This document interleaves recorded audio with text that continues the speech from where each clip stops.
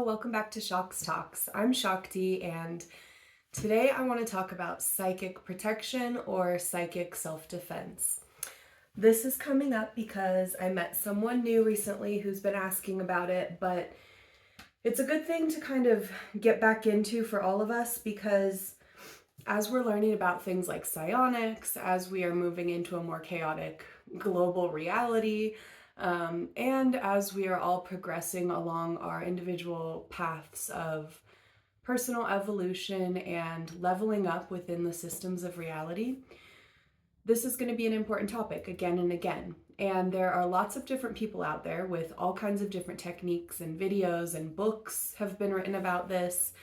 There's also a long tradition of spiritual communities and religious communities having their own take on these things. And so what you can tell from all of that is that there's something there, and there's something that many people encounter when they begin to open to other realms of reality that causes them to feel like they need protection.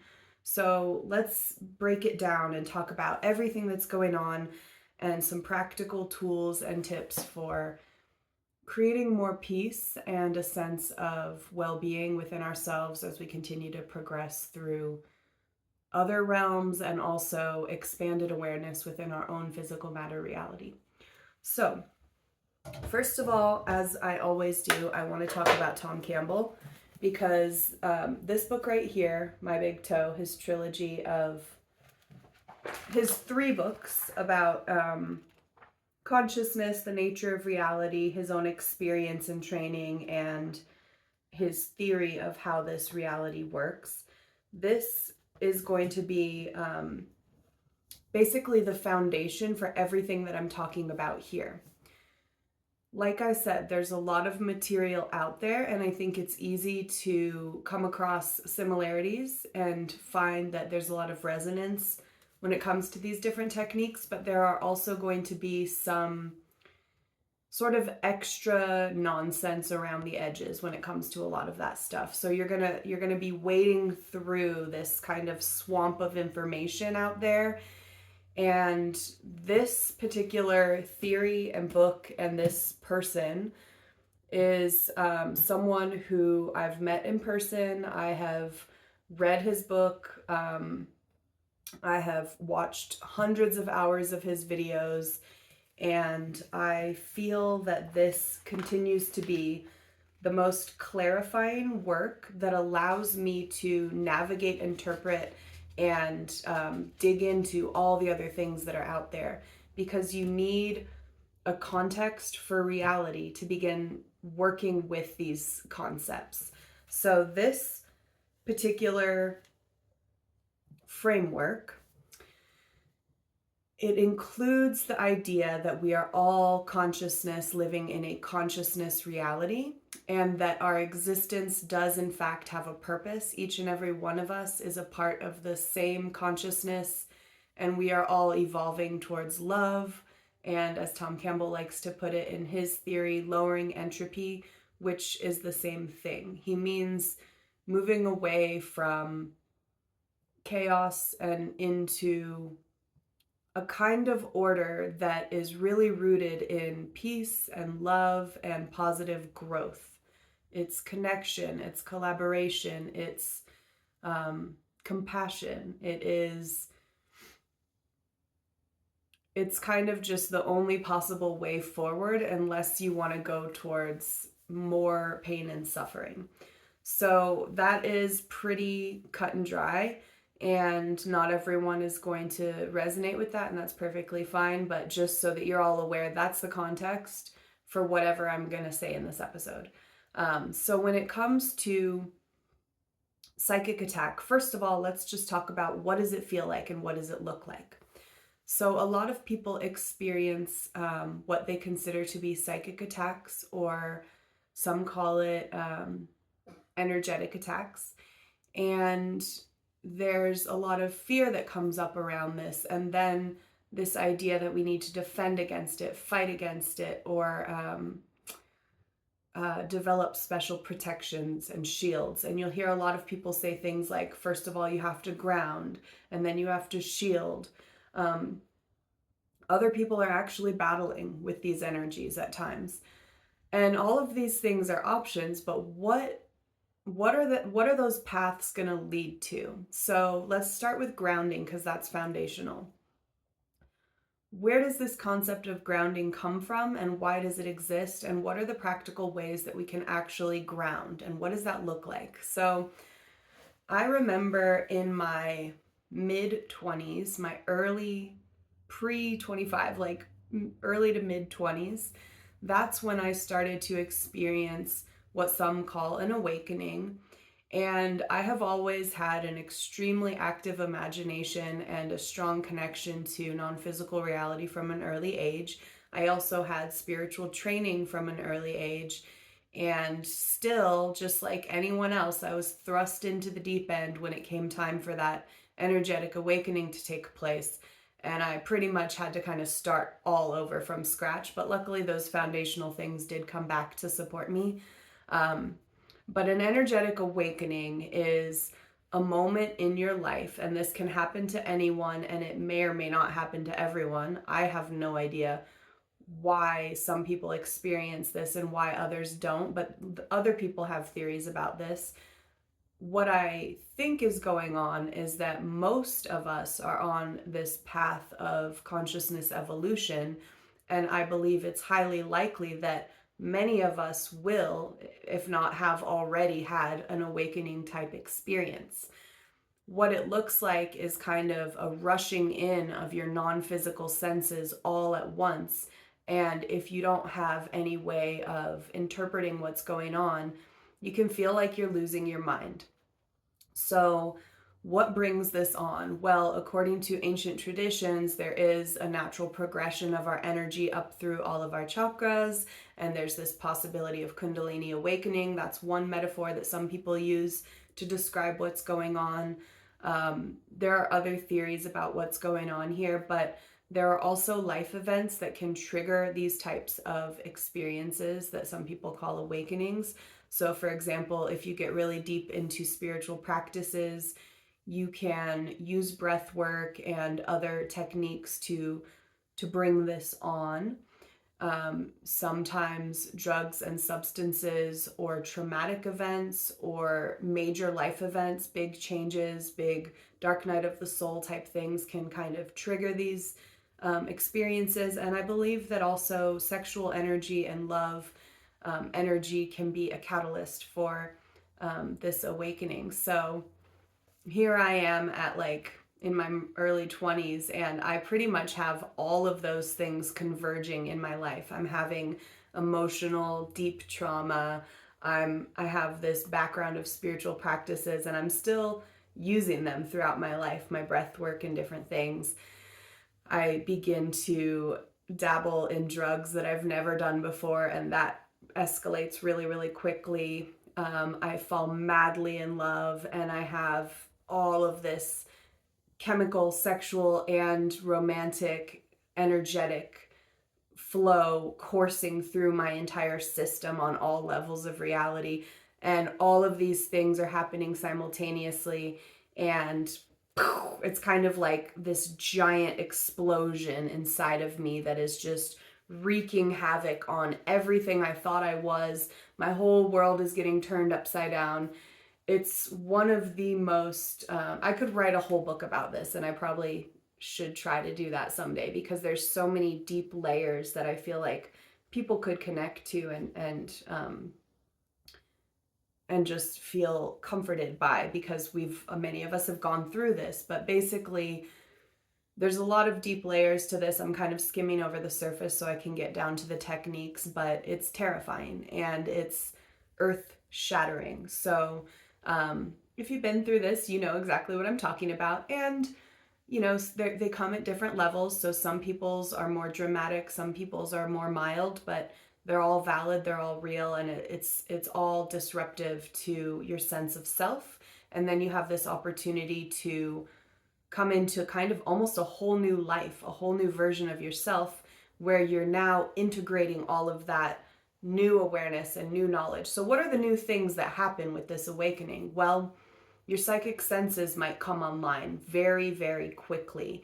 And I'm going to compare these psychic abilities to the sense of smell, because of course we have our physical senses, which we can use to compare to the psychic senses, because there are various forms of psychic senses, as we've talked about before, the clairs. Other people have other names for them, but a lot of people talk about the third eye, so that is obviously comparing to like our sight in physical matter reality. Clairaudience is your ability to hear in non-physical. So while in physical reality, we understand the science of like how sound is traveling, and it's a physical thing, and it's this movement, and our body is interpreting that vibration and creating meaning out of it. Well, on psychic levels, there's a psychic hearing, and it's very unnerving. And in fact, one of the main symptoms that causes people to feel or to go crazy. So I've experienced all of these psychic senses, but I like comparing the feeling sense to smell, because this is the one that kind of helps me to understand the double-edged sword nature of it all. So for example, women who get pregnant or women who go through different cycles of their hormonal phases understand that like at different times of the month you have heightened smell, or in different moments in reality. And I'm sure all genders and all people can relate to either being sick and like having your smell dampened, or losing your smell, or being in a heightened state of smell. And people who have smoked cigarettes for a long time can understand this, because when you smoke cigarettes, you kind of dampen your ability to smell, but when you stop, your smell starts coming back, and all of a sudden this new reality is happening all around you. This world of smell is very overwhelming. And the thing about smell as a sense, if you compare it to a psychic power, is you get what you get. Once your smell is turned up, you don't only smell the roses, you smell the, let's say, sewage. Because I can never remember if I'm allowed to like curse on this platform, but I just traveled to New York recently, and I'm always surprised at how overwhelming the smell is. Like for me, I can hardly stand it. And it's crazy, because even when I go out to a restaurant to eat the food, I can smell the water, and the water has a really strong smell, and the food is washed in that water. Like if it's a salad or something, I can like still smell that water smell on the lettuce. So anyway, I should become a sommelier. But anyway, I have an extreme sense of smell. And what am I going to do about that? I can't turn off the reality around me that I'm living, well, not living, but visiting a very dense place full of people who are living their human existence. And so it's just jam-packed with life, and life is quite stinky when it really comes down to it, because they're taking things in and they're processing things out. People are sweating, trash is accumulating, these smells are rising up from underground, the water is cycling through, it's picking things up. There's just so much life and so much density of life that experience of smell is completely unavoidable. But at the same time, I have this beautiful ability when I come back to nature, when I go back to my home, I'm back in the desert and I'm smelling, all these gorgeous plants that live here that are just so aromatic and beautiful, and the smell of rain when I got home, because miraculously it rained right when I got back, and that was just a gorgeous smell. And, all kinds of other things. I enjoy different perfumes. I enjoy the smell of really good food. So it's a double-edged sword. You get one and you get the other. You don't just get this power and all of a sudden I only smell what's good. So this is the best way that I can explain what it's like to start having an expanded awareness on a psychic level, without even thinking about all the different categories of psychic experience. You're just getting more information all the time, and then you're interpreting it in different ways. So in this reality right now, there is a psychic reality as well, which is the layer behind the physical reality, or under or around, however you want to put it. And it's really intense right now because we're going through a lot in our world as humans. And so it's kind of like visiting New York. There's just a density of action and people. And in our global reality right now, there's an extreme density of fear and excitement and stress and almost panic, and how do you escape that? How do you get away from that? You really can't. So, and there's a reason for that too, because the more sensitive you become, you are meant to take in this higher level of information, because that's how you become compassionate and want to change it. If you could block yourself from all that and you didn't care, maybe you wouldn't care about changing reality. If you weren't touched by anything, it's kind of like the idea of these ultra elite people who can just build their little base on Mars or whatever they're going to do and escape the drama. I mean, whether or not that's a reality, I'm just using it kind of jokingly, but there is no escape. There's no escape from the truth that we are all connected, and it's our responsibility to participate in this thing and make it better for everyone, not just ourselves. So that goes back to the Tom Campbell work and being able to ground yourself in your purpose. Because when you ground in your purpose, which is, I am here to evolve towards love, so I'm here to grow on an individual level and therefore be able to contribute to the greater good for all. It's not just about me, it's about all of us. When you get to that level of awareness, then acceptance can happen. You can accept that this is the reality, and it's a really hard reality. We're at a high level, like a super boss level of the game right now, and it's going to take everything I've got to continue pushing through this life, and you can feel inspired by that and excited by that instead of taken down by it. So this is, again, these are my ways. Do whatever you want, to each their own. This is what I've learned that's worked for me, and that's what I'm sharing. So back to the psychic senses and the sensitivity and the double-edged sword. If you are feeling under attack, there is a very good chance that you are simply more aware of more information, and a lot of that information is very intense. And there's another layer to this, your filter. So what is your filter? Your filter is the you piece of this puzzle. While we are connected in consciousness and we all are a part of everything, we are also individuals bringing our own individual filter into this experience of receiving more data from the data stream. So this is, again, what Tom Campbell talks about in terms of reducing your fear. And again, this man, he studied at the Monroe Institute. He performed experiments there for 30 years with another scientist and Bob Monroe. And so he's basing his teachings and his theory on his experience traveling out of body, or as he calls it, shifting data streams, because out of body is just a metaphor. You're never actually leaving your body, because you're just consciousness, and your body is essentially rendered in this reality. You got to read his books, get into it. But anyway, when you start to have astral experiences, or simply meditation, or even just exploring reality with your imagination, which is one gateway into these other types of experiences, you might be interpreting data in a way where you're actually adding another huge layer of information on top of the data that's streaming in. So what does this look like? Let's use the example of you feel like a person you know is psychically attacking you. Okay, so this is a common one. People think, oh, this person, this coworker, or this person I know, this friend of mine is really, like, I think they're psychically attacking me. I keep thinking of them and seeing them throwing daggers at me in my mind's eye, or they come into my mind and I feel like my whole body is shuddering, or whatever it may be. Everyone's going to have their own different way of interpreting the data. What might be going on here?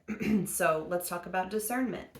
Now that you have these tools, you can immediately apply this and start using discernment. So first of all, Where do you feel like you're under attack? What is the experience of that attack for you? Now let's analyze the attack. So we're using the example of, I think this person is attacking me. And then you need to tune into the energy of what's going on there. So you have to find a quiet place where you can be alone, first of all, and open your mind to the different possibilities of what might be going on. I've used this technique a lot, which is simply like querying the database. It's kind of like tapping into the larger system of reality, consciousness itself, and asking for help. Like, can I get a little more information? And just like how we do a search on Google, the longer you use these tools or the chat GPT or whatever it is, the better you get at asking the right questions to get the right information. So first of all, you could start with something like, help me remove the layers that I am adding to this situation. What part of this am I adding to the data? Where am I interpreting things incorrectly? Ask to be shown. You could start with that. You could start parsing it out and trying to sift away, okay, I'm seeing them throwing daggers at me, but what does that symbolize? What does that represent? Go a layer deeper. And you might uncover that actually what you're interpreting is not a direct attack. This person isn't sitting in their room with a little doll throwing tiny daggers at you, but they're jealous of you and they actually do have a negative feeling towards you. Once you become aware of that jealousy, then you can cultivate compassion, because when you realize from a loving place that someone has emotions towards you like jealousy, your instinct is not going to be, well, I need to destroy them in battle. They are my enemy, and now I must destroy them because they're jealous of me. Like, that would be crazy, right? We're all here to evolve. We're all on a path of progression. We're all at different levels, and we have to honor and love and accept everyone for who they are, where they're at. And if somebody has jealousy, that's probably coming from their own trauma, their own pain, their own insecurity. You can start to move through it through reasoning. And again, whether or not any of this is true, you're kind of walking yourself through an exercise that at the end of the day, big secret, big reveal, it has nothing to do with them. And there's no such thing as protection anyway, and you don't need to protect yourself. You need to grow and you need to learn. So you're taking yourself through a little learning module, and all of a sudden you're moving into a more compassionate place. You've just evolved your soul. So that's a beautiful thing. So using the idea or the metaphor that you can actually tap into the larger system of reality, which is encompassing everything, where all information is known and all answers are available, and you can begin to connect to that database and that larger database and use that as a practice, a meditation practice. You can use your mental discernment to walk yourselves towards a more compassionate or enlightened understanding. And if all of this is just happening within you in your room, what's it going to do? It's just going to shift your energy. It's going to shift the way that you behave towards the other people in your life. And chances are your shift in energy towards that person will have an impact on them, a positive impact. And maybe it will and maybe it won't, but at the end of the day, you're dealing with something that happened inside of you and you need help to deal with that. And this is one way of you getting that help. And remember, it's not about them. So that's one example, but let's talk about a more extreme example, like what some people call psychic attacks from other demonic entities, or whatever you want to call it, just non-physical psychic attacks. So I've experienced this a lot throughout my life, and it really annoys me. Well, it used to annoy me. Now I've totally accepted it. But Tom Campbell would always say, like, it's just your own fear. It's your own fear manifesting. And I'm like, well, is that really true? Aren't there really probably evil things on other levels doing bad things and all this other stuff? It's like, well, yes, there might be, but what are you going to do about it? You need to deal with your part of the puzzle first, your inner reality. So again, we have to use metaphors and analogies. We have to compare this to that to be able to understand these intangible realms. So let's talk about bad guys in physical matter reality. Are there bad guys, bad humans in physical matter reality? Yes, there are. We know there are. We've all experienced it. We've seen it. But again, stay in your own lane. What's your own business? Are you a bad guy? Are you a good guy? Are you a good girl, person, thing, whatever? Like, what are you doing? You have to turn it back on yourself, because every step of the way you're recalibrating to new frequencies. And as you recalibrate, many of those interferences, they just become irrelevant as you continue to progress on your path. But when you're starting off, you're going to be bombarded by a lot of negativity, because chances are you have a lot of fear and negativity within yourself, because we all do, because we live in a fearful world where that is a dominant energy, and we create a lot of media for entertainment that reinforces that fear. We also have a lot of greed and selfishness at play in reality at this time. And so we have true antagonists in our reality, which reinforces that fear again and again. So again, grounding back into that big picture context of your purpose in reality, what you're doing here. Because if you don't have that, you're going to be a little bit like flailing around, not knowing what's what. You kind of have to choose a path to navigate this stuff. If not, there's a very good chance you're going to get lost in the sauce. You know what I mean? So I'm recommending this from a practical point of view, not because I believe that we need to have a spiritual alignment or a religious alignment to progress through life necessarily, but as a practical tool or technique. If you are someone who is experiencing a larger inflow of data from the data stream, it is very useful and helpful to just pick a path, pick a grounding into a purpose. And you can always change your mind later if it's not working for you. It's a test. Everything is an experiment or a test. So just try it out and see what the result is for yourself. So for me, I've grounded into this same notion that, like, yes, we're here to love and evolve and grow. Yes, ultimately we're all connected. Yes, everything is okay. And we live beyond this life, so there's nothing to fear. And also, in Tom Campbell's work, he talks a lot about the system itself giving us fear tests and things like that. And I've come to adopt that same way of thinking, and it's helped me to navigate through a lot of the scary things. So back to the psychic attacks from non-physical entities, what does that look like? Some of the scariest ones that I've experienced are voices in my head, really nasty voices, really, really scary stuff. Who knows where that comes from? Is it some kind of earthly scientific experiment where they're using advanced technology to pump weird shit out into the airwaves that are affecting some of us and not others? Who knows? Is it purely psychic and non-physical? Perhaps. Is it a genetic disposition, or is it something that happened to me throughout the course of my life that makes that particular way of receiving data more prevalent in my system than in others? Who knows? It doesn't matter. What you have to deal with is what's happening. So what do you do when it's happening? Because all that other stuff can just get you off target from the objective, which is, I need to deal with this. I need to master this lesson. There's a very good probability that it is simply a fear test from the system itself. And why would the system do that? Because it wants to take you to the next level. What does it take to get to the next level? You have to prove that you're ready. How do you prove that you're ready? Well, one of the ways is you have to pass a number of fear tests.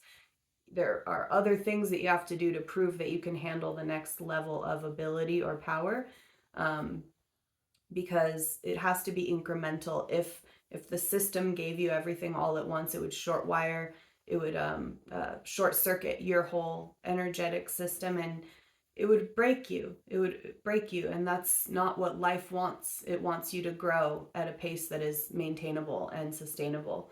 So if you're at that edge and you feel like you're about to break, that's a good sign. That means that you are being given this opportunity to learn and grow. And so you don't want to push yourself, and you don't want to rush it, and you don't want to try to skip ahead, because there's nothing good can come of that. But what you do want to do is consider the possibility that this is a fear test. And what do I do? What are the keys to working through fear? And then you're on your own, because the cool thing about these tests is there's no one answer, because each one is individually formed to like work with the person that it's working with. So for me, my fear tests have led me to learn different things about myself. First, I had to examine, where am I participating in amplifying fear in my own reality? And the biggest lesson that I learned in my life is that the greatest danger to me was the victim mentality. The victim mentality is a huge trap, a huge, huge, huge, huge trap. And just like on the path of love and evolving towards greater awareness, peace, compassion, and all of that is kind of this never-ending path, which is fun and exciting because you just get to keep seeing more and more. The path of darkness, the path of fear, the path of pain is equally like never ending. It's almost like they're infinite in every direction. So if you start going in that direction, which I did for a while, you have to walk back on that path through all of that darkness, back to the kind of ground zero, and then back towards evolving. So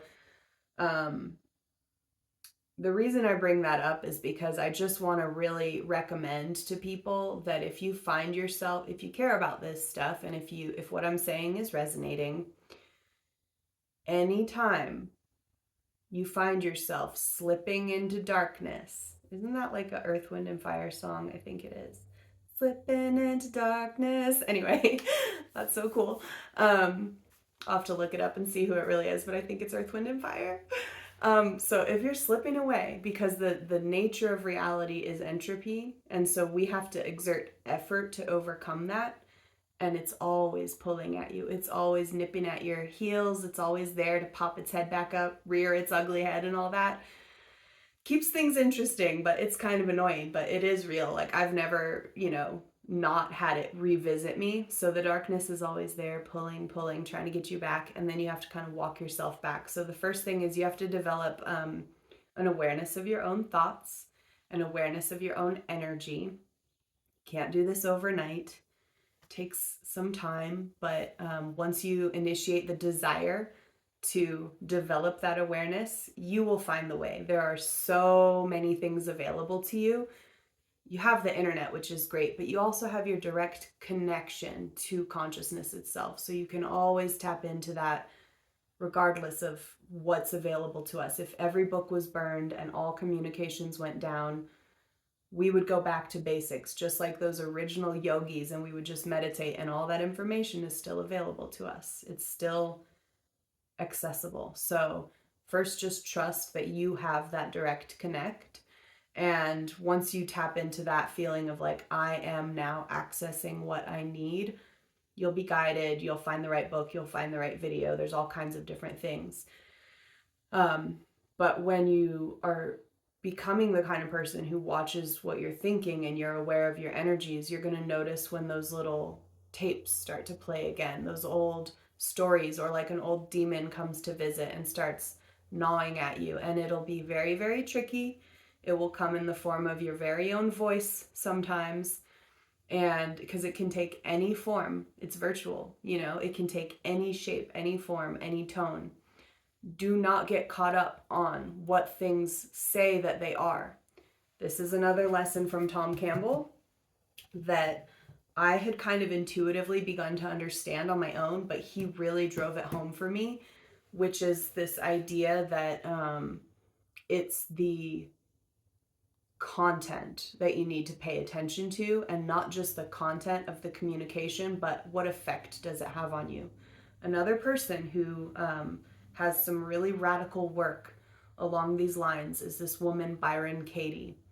Her work is about processing through your negative thoughts and beliefs by using 4 questions. And I'm going to try to paraphrase because I don't remember. It's been years since I looked at her work. But it's something like this. If you think a thought that say you're depressed or you're having kind of like really intense mental issues and you want to escape that. So you have to start examining every thought. And her questions are, first of all, is it real? The thought, is it real? So let's say the thought is, we'll just use a psychological one, like I'm ugly and bad and nobody likes me. Like, is that real? And you start asking yourself that, and you're like, well, I think it is. I've been told it is. I'm not really sure. I feel like it is, so it feels real. And so then you can't really answer the first question, is it real? So you go to question 2. Can you absolutely be sure that it's real? Then that really puts it in its place, and you're like, well, I've been told it. I have, I feel it, but also like I suppose maybe there's a chance that like it's not totally real, or it's not real to everyone, or it's only real when I think it's real, and it starts expanding. So this is a tool for examining your thoughts. The next thought is, how does it make you feel when you think that thought? God, I feel horrible when I think that thought. I feel really sad and I get stuck and then I can't move forward, and then that's all that I'm thinking about. And then I can't, let's see, is it real? Can you be absolutely sure that it's real? How does it make you feel when you think that thought? I think the last question is, who would you be without that thought? Or something along the lines of like, what does it feel like to replace that thought? So you'll have to go look up Byron Katie. I'll put a link below. But the reason I'm bringing this up, because this is an example of an ancient tool that many have used before Byron Katie, of self-inquiry. Discernment is a word that I love. This is all part of your meditative practices. This is all part of like working with the mind, basically. And it's really effective. I mean, and there's probably like a million more techniques that could emerge. Maybe you'll be the next person to come up with the next cool technique that somebody else can benefit from, because we all respond to different things. So it's like we all really do have something to offer. You absolutely have a very important role in all of this. And I just think it's cool that you're even thinking about any of this with me. I think all of us have a really important role to play. And it's kind of up to us to make that role happen. It's kind of like the more energy and effort we put into ourselves, the more useful we could potentially become for other people. And that's something that makes life feel really exciting and beautiful to me. It's like we don't need one guru to rule them all. We don't need one person to teach us everything. We need all of us to do everything we can. We all need each other in different ways at different times. So Byron Katie is one interesting way to look at your thoughts. But once you do that, you're basically doing what Tom Campbell recommends, which is you're examining the quality of the exchange of energy. So maybe that thought, I'm bad, I'm ugly, everybody hates me, and I'm worthless, it's really prevalent. Maybe you're thinking that over and over and over and over again. And when that's happening, your energy is being drained, your life force is being drained, you are making bad decisions, you're in a cloud of self-loathing. You're not able to think other thoughts because it's all consuming. And that can be a form of what people would call a psychic attack, but nobody's really doing that to you. It's just like a little thought got in there and it ran wild inside of your system. So this is where another comparison to physical matter reality, I talk about like the psychic immunity, an immune system. It's not all about building up this powerful shield, this thick metal aura that it has like whatever electrical like fence on the outside and no one can ever penetrate it. It's, that's one way that some people might use, and maybe that is effective for some, but for me, I'm much more interested in the core of my essence being as strong and resilient as possible so that I can go anywhere and do anything and navigate reality with confidence and with ease. And so building up a psychic immune system is also like, we could write a whole book on this, you know what I mean? Like we could do like 100 videos on this, because psychic immunity takes lifelong commitment, and just the way that physical immunity does. You need to limit the negative influences that you are electively bringing into your reality: books, movies, video games, TV, songs, news, all the things. You really have to think carefully about, what am I choosing? what is it doing to me? What's the effect that it's having? There are energy techniques, there are spiritual techniques, there are tools, and Tom Campbell would call all of these things metaphors. You know, you can make anything in a tool. You can burn a sacred herb, or you could say, this pen is my magical clearing object, and every single day I'm just going to wave this pen throughout my space, and when I do it, I'm clearing the energy. And the truth is, if your intent is pure and true and solid and you build it up over time, this becomes just as effective as that special herb. The reason a special herb that you burn, an incense or whatever, has strength to it is because it has a tradition behind it, and that's sacred and real because many people have been feeding into the meaning of that symbol over time, giving it more power. But that's only going to be true for some people and not for everyone. So what I'm trying to say is that it's all like, these are all tools, and you can program anything in reality to be a tool for yourself in this way. But back to the non-physical psychic attacks, let's talk about some really gnarly ones. Like, again, I talked about hearing voices. So it's like you have your common voices, which bombard everyone all the time. These are just the voices in all of our heads that we all have. Our own internal negative self-talk is one of the most prevalent ones among people who are not necessarily thinking about things spiritually. And it's very important to deal with that one. It's extremely important to deal with that one.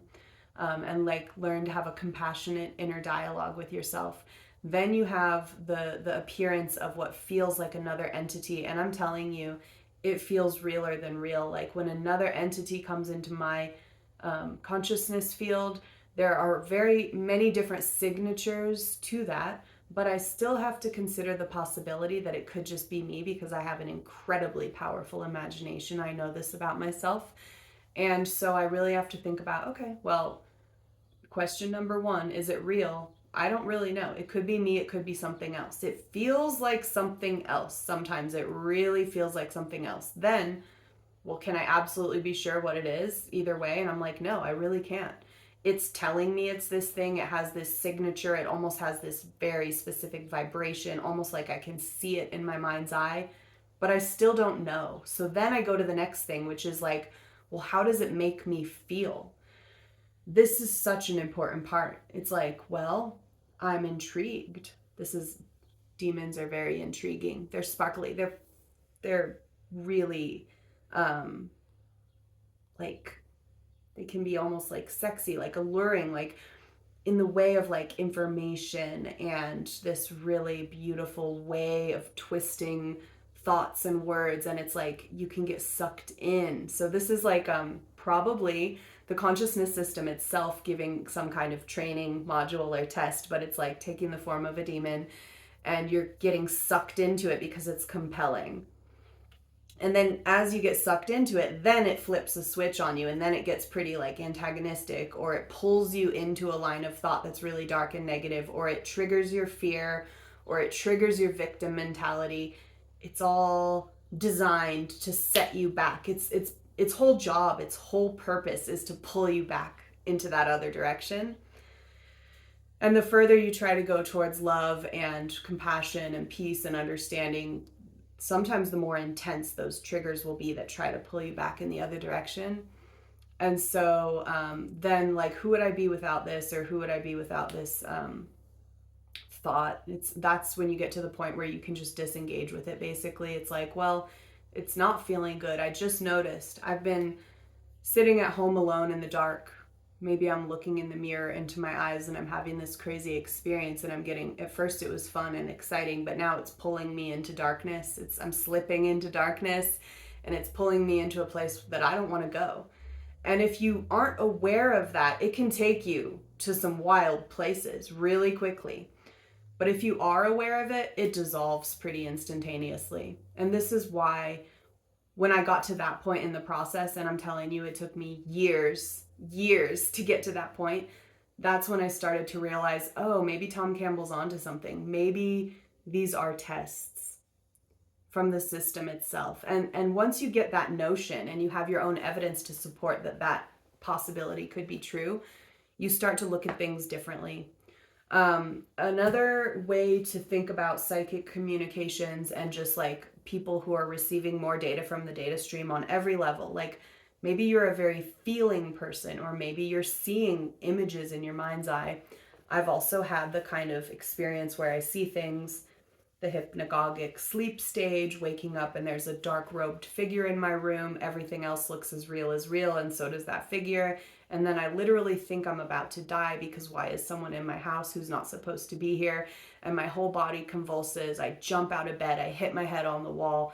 That's a real scary moment because I only have so much control and I have a jump scare reaction. And that's when I see something that's not supposed to be there. It's terrifying. And I haven't overcome that fear yet. But what I apply in that situation is quick recalibration. So this is where resilience comes into play. If you have a really scary moment that occurs in a dream, in reality, with your psychic senses, or in what seems like physical matter reality, where you hear something or see something that's super scary, it sends the adrenaline through your body, your heart is pumping, and so, maybe you really scream or you fall down or whatever happens, and that part is over. You can't go back and undo what just happened. So then you have to go from where you're at. How can I recalibrate as quickly as possible? And that's where your meditation and your energy techniques come into play. It's like, how can I bring myself back into a state of safety and peace and comfort and ease as quickly as possible? I need to calm my heart. I need to bring my heart rate back down, first and foremost. I need to clear my mind of all this residual fear that is coming from this, oh my God, I've been invaded. How did this thing get here? Because as soon as I woke up from that initial shock of the experience, the vision is gone. Those visions usually don't persist, although I will say I have had an experience in childhood where I woke up and the vision still continued to persist. There were other people around me. It was at a sleepover, and it was the dark hooded figure that came crawling over my bed, like on top of me. Very scary. I'm a little person in the world. And when you're in sleep paralysis, that's one thing, but I woke up from the sleep paralysis. I was flailing and kicking and trying to fight the thing off of me. I was actually like hitting it and kicking it, and my friends were on either side of me awake, like calming me down, like, oh my God, what's going on? Like, what are you doing? So they were in one reality where I was in the middle of two realities. I was in physical reality and non-physical at the same time. I was awake and my body was moving and I was still seeing the vision climbing over me, but it wasn't physically hurting me. I was only perceiving it, and everyone else around me was not perceiving it. So I guess the reason I'm telling these stories is just to give you some examples of what I've had to deal with, so that, if you've had anything similar, that I'm not just making this stuff up out of like just things that I've read. This is really, I've had to do all this research because I needed to find answers for myself, and I needed solutions and practical tools. And so I'm really just offering up the best of what I've been able to gather and use and apply for myself. And I know that it will be different for everyone. So I'm hoping that what I can offer you is a spark of hope and inspiration, a feeling of you're not alone. And if you're going through scary, anomalous experiences, there are many people like you who have gone through many different things, and there's so many resources. So just, stay strong. You're not alone. It's going to be okay. And it's amazing what we can survive. I think, without spinning out too far from all of this, but I just want to kind of wrap up this part about psychic attacks. I want to bring up the idea of the chat room. When we first got the internet, AOL, I was pretty poor and I lived out in the country, and I didn't even have the internet until middle school. And so everyone else was like doing AOL, and I thought it sounded really cool, but I didn't even have it until it was like almost not cool anymore, you know what I mean? But I do remember at that time that everyone was learning. There was this new awareness in the collective psyche about predators online, because a predator can go into a chat room and pretend to be anyone. And this is a great example of how non-physical energies work. The chat room is consciousness, and it's your own mental space is kind of like your own screen name, you could say. And so someone else can come into the chat room and they could have a screen name.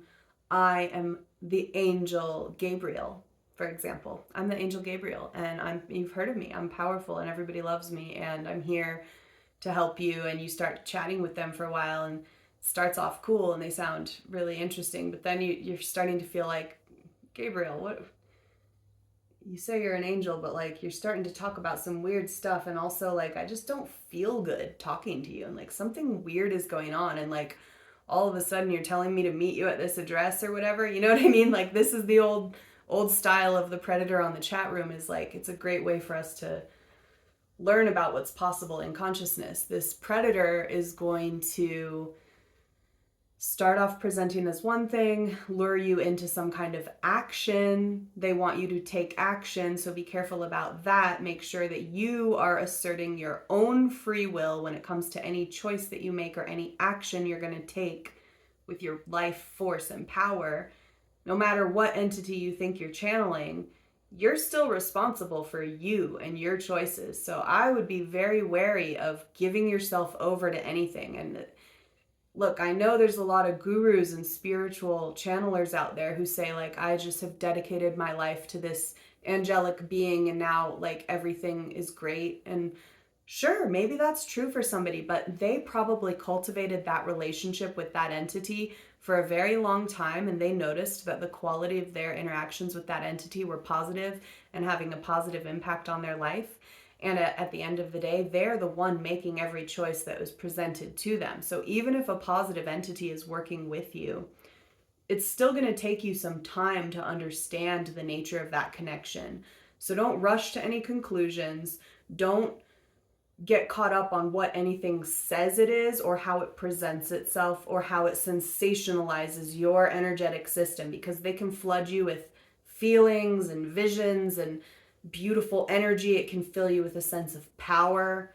It will find, if it's a test from the system or a negative entity, it'll find your weaknesses. It'll find where you have unconscious desires, where you have insecurities, where you're victimizing yourself, and it will exploit that. Oh, it will exploit that. So keep an eye on that. And again, going back to kind of the same Byron Katie line of thinking, but this is with Tom Campbell's method, just notice the quality of the connection over time, and don't be afraid to disengage with anything at any point in the process. It's really powerful to assert your own free will in those connections, and to learn that like, oh, I don't want to talk to you anymore. I'm done with this. You can block, just like you can block on the internet. You can block entities. Now, some of them, if it's the system itself and it's all powerful, it's going to be really persistent. Maybe it's there to really teach you a lesson. Just keep learning the lesson. Show up for the lesson. Don't be afraid. You have got this. You're made for it. And if it's happening, it's for you. It's for your learning. It's for your growth. And chances are there's something there that is going to help you to level up to the next degree of your personal power and your ability to access more of that data from the database, and to be able to more accurately interpret it in a way that is useful and practical in your life. So it all comes back to that original grounding of purpose. If you don't have that, it's going to be really easy to be jerked around. If you don't have a strong sense of purpose and something like your North Star or whatever, something that you're always coming back to, it's going to be really easy to manipulate you, So again, I suggest finding that sense of purpose, even if you have to fake it till you make it, like choosing a path until it becomes real, and just test it out. See what happens when you apply that sense of purpose to all of these anomalous experiences that you're having. It's extremely powerful and helpful. And I highly recommend choosing a purpose that goes beyond the individual or even another person. Some people choose to put their purpose in loving another individual or their family or a group of people instead of everyone. And you're going to come up against a lot of issues if you choose a limited path like that, But if you choose a really all-encompassing altruistic path, even if you can't wrap your head around what that really means and comprehend how big that is, it's a concept that you can apply to your experience in order to gather evidence, okay? So you're just taking this path, this personal path, you're choosing it, you're committing to it, you're using your intention and your free will to say, all right, I'm committed to the good of all. Whatever that means, I don't even know what it means, it's beyond me, but I'm committing to that. And you can use it to ground back into these connections. So like, I am experiencing this really scary thing, but I have this greater love in my heart that makes me want to get through it. You know, I love life so much and I love all people so much that I am willing to face my fear. I am willing to go through these trials, you know, and that's really empowering and really cool. And if you're not into that and not made for it, chances are those tests will die down and you probably just won't have them, and you probably won't progress in these ways. Maybe you're progressing in other ways and your life is about something else altogether. But if you're one of us, you know, if you're one of these people who's having these experiences and you're at the point where you feel like you're struggling with a lot of negativity, there's one final piece to this puzzle that I do want to extend, which is extreme compassion for your struggle, because the struggle is real and there are factors that go beyond any of our control. And that is true of life itself in the physical world. For example, we all have our weaknesses. We've all been damaged in different ways, and there are true predators in this reality. So going back to that notion of like, what even is a predator? Well, there are people at different levels of evolution, and some of them are completely rooted in that selfishness and, you know, greed and hatred and victim mentality and fear. And we've all seen how this looks, how this plays out, right?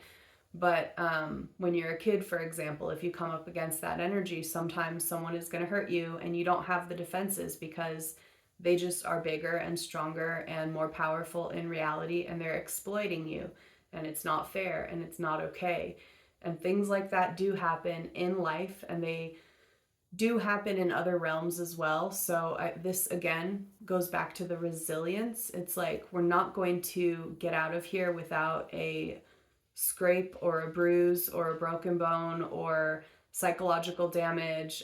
We will be damaged in life. We will be hurt and harmed, and we will come up against natural disasters too. Like maybe a tree falls over and lands on your leg, and that wasn't like someone evil attacked me, but now I have a broken leg and now I have to deal with it, and that's really bad and horrible. Well, there's psychic weather and psychic phenomena that goes beyond individuals as well.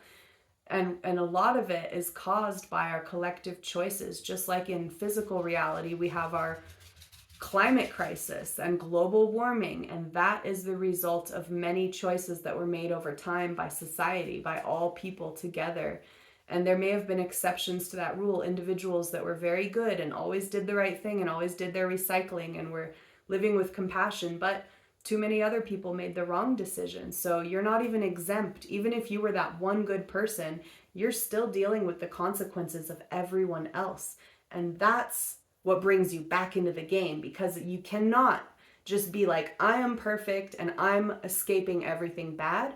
No, now that I've escaped my own bad reality by making really good choices, there's this other layer coming in, which is the collective reality is still happening to me. I'm still seeing fires and floods and weapons of mass destruction that are continuing to evolve, and all kinds of other weird stuff is going on. So I have to get my head back in the game and connect to the collective to help influence and make a change on that greater side, because that's affecting everything, the whole planet.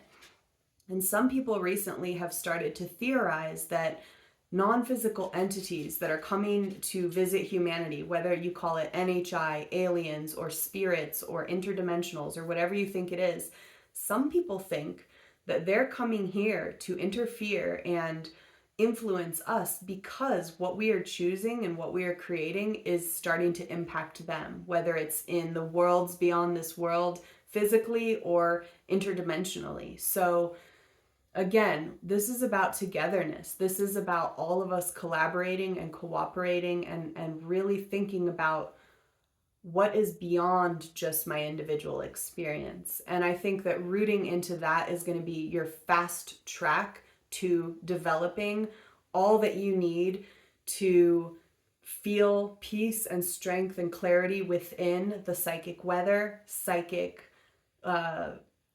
traumatic events that are happening on a more collective level, and individual attacks or fear tests that the system is providing you with in order to help you grow and evolve.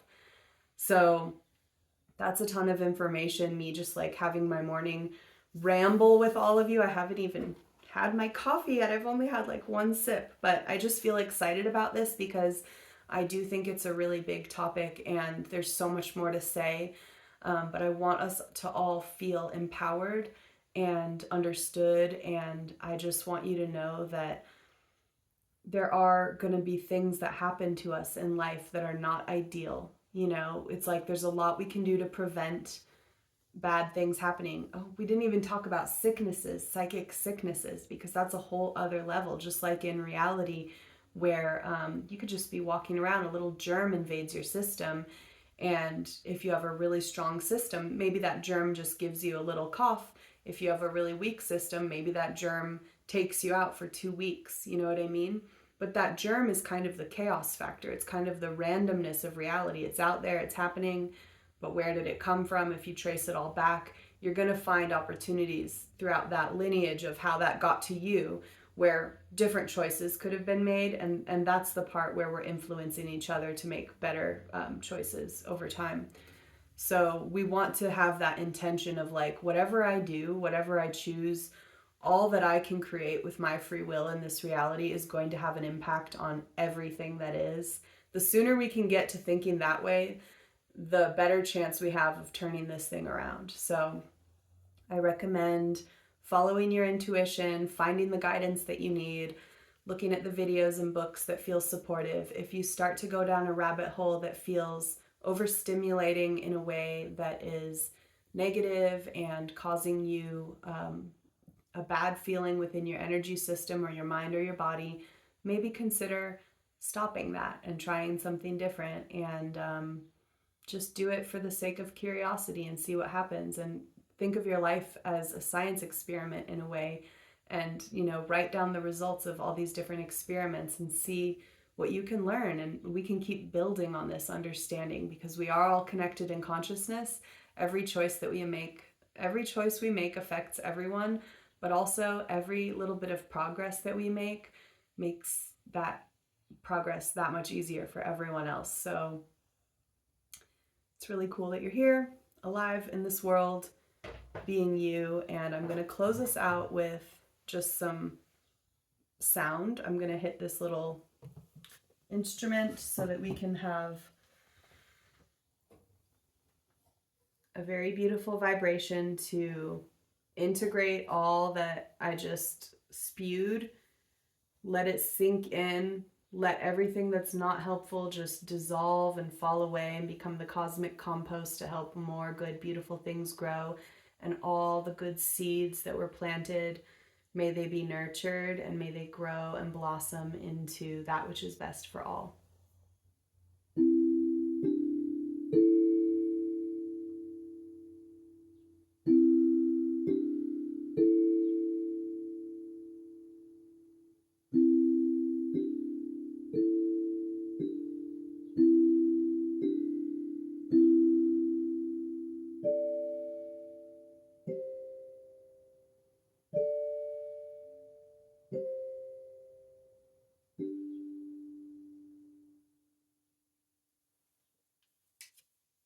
Thank you so much. See you next time.